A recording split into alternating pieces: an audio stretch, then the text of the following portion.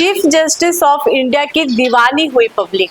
आखिर क्यों लोग कहने लगे चंदा चोर मोदी।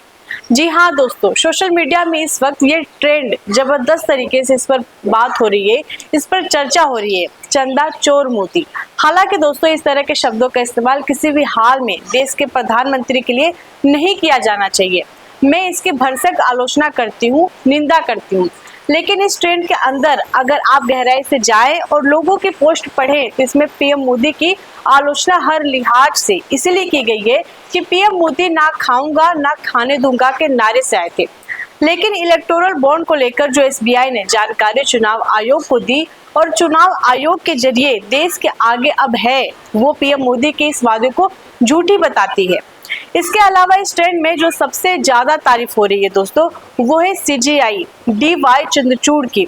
जी हाँ दोस्तों, चीफ जस्टिस ऑफ इंडिया जिनकी बेंच की पहल की वजह से आज एसबीआई को मजबूर होना पड़ा, घुटनों पर आना पड़ा।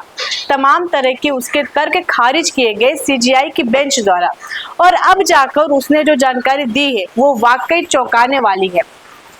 यही नहीं दोस्तों, इलेक्टोरल बॉन्ड को लेकर सीजेआई ने आज एसबीआई को फिर हड़काते हुए कहा है कि आपने जो डाटा दिया है उसमें बॉन्ड नंबर क्यों नहीं है।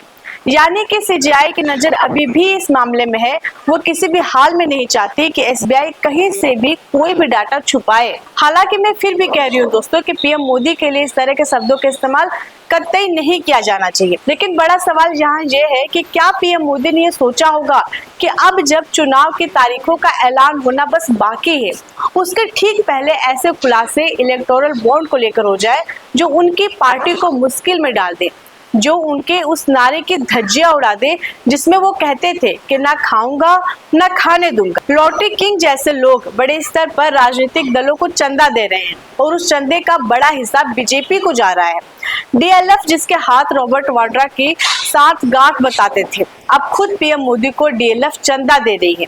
बीजेपी को इसके अलावा बड़ी बड़ी कंपनियां जिन पर ईडी सीबीआई का शिकंजा है वो भर भर के चंदा दे रही है, और चंदे का बड़ा हिस्सा ना केवल बीजेपी को जा रहा है बल्कि दूसरी राजनीतिक दलों को भी जा रहा है।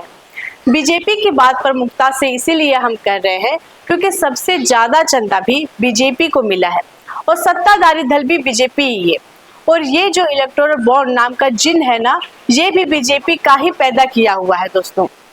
यही सरकार थी जो इलेक्टोरल बॉन्ड को लेकर आई, और इसी सरकार के दौरान सीजेआई ने इसी इलेक्टोरल बॉन्ड के लिए कहा कि ये असंवैधानिक है। और क्यों बोला ये असंवैधानिक है, इसके धागे अब सोशल मीडिया में खुल चुके हैं।